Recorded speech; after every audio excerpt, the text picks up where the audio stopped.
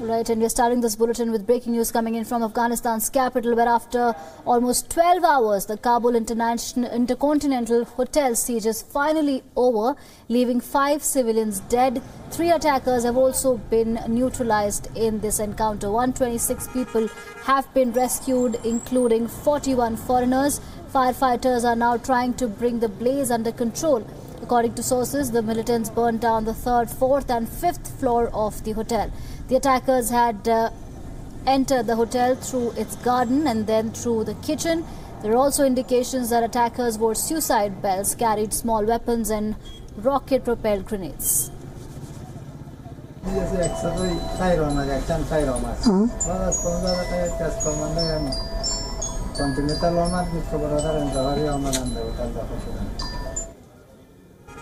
All right, for more on this, I'm joined by WION's senior correspondent Ramesh Ramchandran. Good morning, Ramesh. Please give us more details. The Kabul hotel siege is finally over. The total figure that we are getting for now is that 5 civilians have lost their lives in this encounter and 3 terrorists have been eliminated.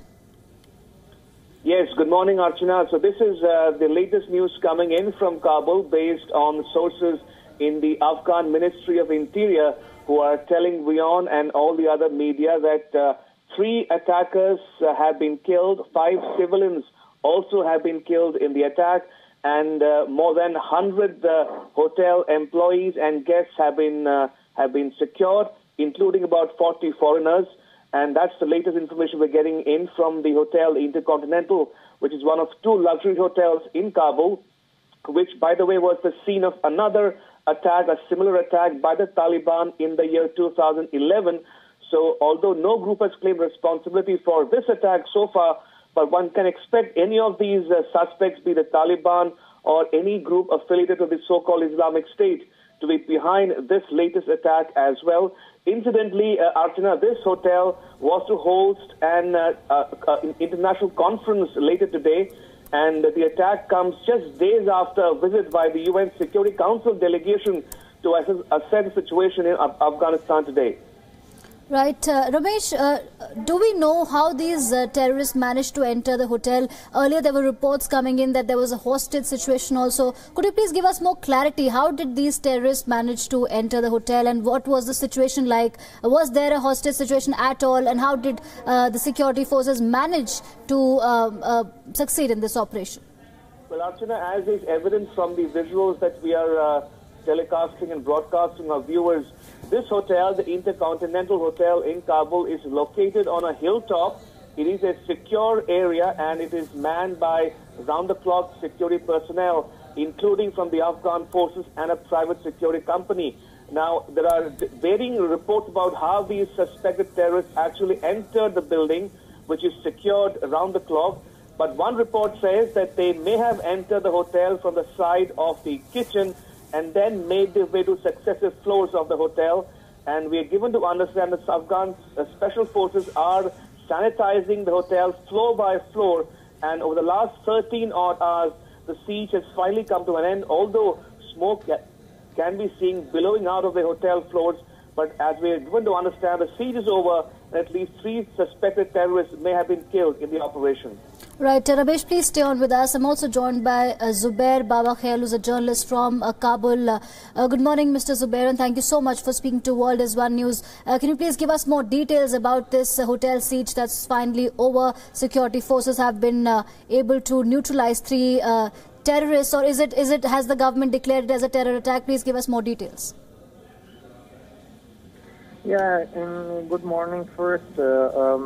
As far as I spoke to the Ministry of Interior, they confirmed that the attack is over after 12 hours of the siege, and the Afghan forces declared that they have cleared the whole 6 stories of all the 6 stories of the hotel, and they confirmed that in overall there were 3 attackers whose dead bodies have been found by the security forces.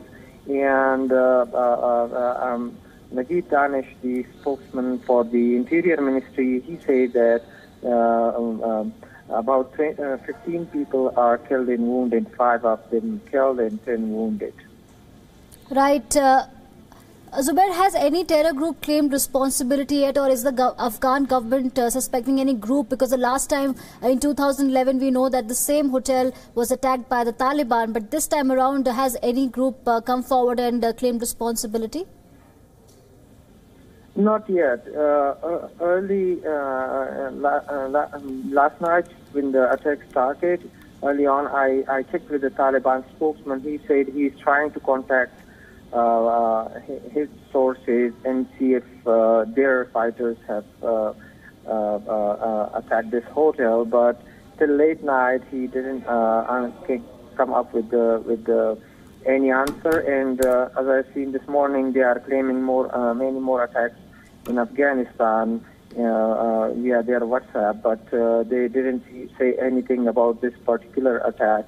And maybe this is done by the ISIS and Daesh in Afghanistan, which they mostly claim the attack a little later after the attack ends. All right, please hold on with us. I'm also joined by T.C. Raghavan, who's a former Indian diplomat, and he's served as a High Commissioner of India to Pakistan. And sir, thank you so much for speaking to World is One News. How do you see this terror attack unfold in a posh luxury hotel? Remember, a lot of foreigners are also there in this hotel, and this is not the first time when Intercontinental Hotel has been a target of terrorists. The last time it was the Taliban. This time we don't know who exactly has done it, but it seems like a repeat of 2011. Well, it is a repeat of more than 2011 because the security situation, internal security situation in Afghanistan remains precarious. And Kabul, although it is the national capital, is not immune. There have been a number of very serious terrorist attacks in and around Kabul. There was a major terrorist attack on a Shia cultural center at the end of December, in which there were a large number of fatal casualties. So really, what this latest attack underlines is that the situation in Afghanistan, as far as the internal security aspect is concerned, continues to be very bad. And there's no visible sign of what is going to lead to a improvement in it. We have, of course, a great deal of pressure being applied by the United States on Pakistan, but often these attacks have multiple actors. And as the Afghan journalist you mentioned, you were talking to earlier, suggested that Daesh may also be behind it. There are therefore attacks coming from more than one trajectory, and most unfortunately the situation remains bleak and somewhat pessimistic.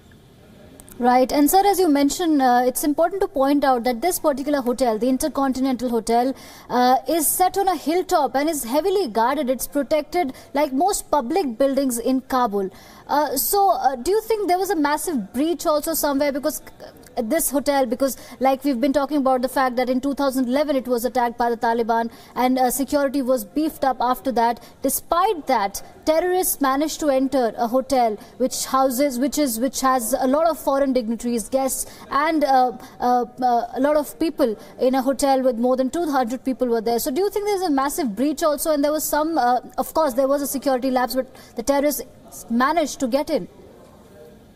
Well, I'm sure there will be an inquiry which will pinpoint the reason for the breach or what was the nature of the breach. But the fact is, I think one must have a certain degree of sympathy for the Kabul security forces, that it's very difficult to guard installations against people who are determined to kill themselves. Very, very difficult to provide security, even reasonable security against a suicide terrorist attacker. I think the issue here is not how security can be beefed up comprehensively, which of course efforts should be made, but as to how these parties, these groups, these ideologues who motivate young boys to go and kill themselves or blow themselves up or die in a firefight willingly, what is done about that? I think that is a larger political question which has to be very seriously addressed. Right, and you're rightly saying that someone who wants to blow himself up, it's very difficult to ascertain that kind of situation. It was a suicide attack. Thank you so much, sir, for speaking to World is One News. Thank you so much, Ramesh Ramchandran and Zubair, for speaking to World is One News and joining us on the broadcast. So that's the latest. The Kabul Intercontinental Hotel siege is over. 5 civilians have lost their lives, and 3 terrorists have been eliminated.